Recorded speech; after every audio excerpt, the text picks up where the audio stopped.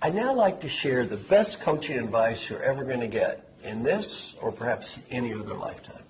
Where's that great advice going to come from? Inside you. I want you to imagine that you're 95 years old. 95. You're just getting ready to die. Here comes that last breath. Right before you take that last breath, you're given a wonderful gift, a beautiful gift. The ability to go back in time. The ability to go back in time and talk to the person listening to me right now. The ability to help that person be a better leader, a better professional.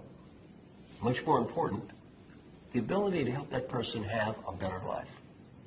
What advice would that wise 95-year-old you, who knows what really mattered in life and what did not matter and what was important and what was not important, what advice would that wise old person have for the you that's listening to me right now? You don't need to say anything or do anything or write anything. Just answer that question in your mind. What advice would that old person have for you? Whatever you're thinking now, do that. In terms of a performance appraisal, that's the only one that's going to matter. If that old person says you did the right thing, you did the right thing. If that old person says you made a mistake, you made a mistake. You don't need to impress anyone else. Some friends of mine interviewed old folks who were dying and got to ask them this question. What advice would you have had? 3 themes come up in the answer from old people facing death on the personal side. Theme number 1 could be summarized in 3 words. Be happy now. Not next week, not next month, not next year. The great Western disease is sweeping the world. What is that great Western disease? I'll be happy when. When I have the money, the status, that I will be happy when. We all have the same when.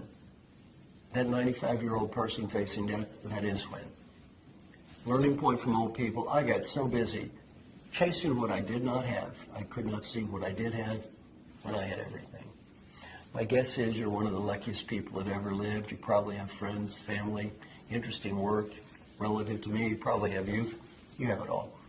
Don't get so wrapped up looking at what you don't have. You can't see what you do have.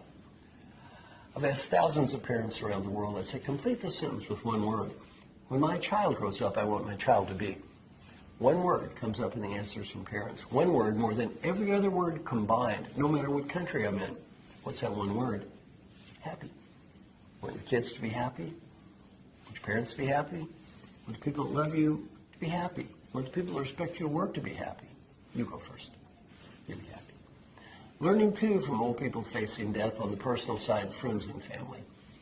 You probably work for a great company. I'm going to help you. When you're 95 years old and you're on your deathbed and none of your employees are waving goodbye, you start to realize, these friends and family, they're kind of important.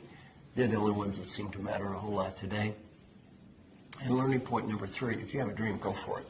Because if you don't go for it when you're 45, you may not when you're 55, and you probably will not when you're 85. And it doesn't have to be a big dream, maybe a little dream. Go to New Zealand or speak Spanish or play a guitar. Other people think your dream is goofy. Who cares? It's not their dream, it's your dream. It's not their life, it's your life.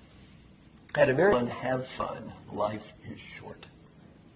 Life is short. Number 2 is do whatever you can to help people. The main reason to help people has nothing to do with money or status or getting ahead. The main reason to help people is much deeper.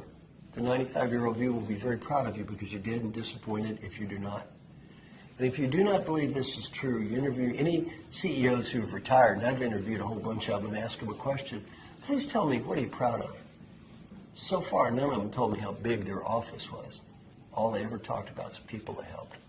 Final advice also saying, go for it. Your industry's changing, your world's changing. You do what you think is right. You may not win, at least you try. Old people, we almost never regret the risks we took and failed.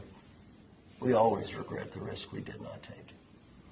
And in my role as an educator, as a coach, I got one simple mission. That's to help you have just a little bit better life. So I hope that something I've said or done helps you have just a little bit better life. Thank you very much.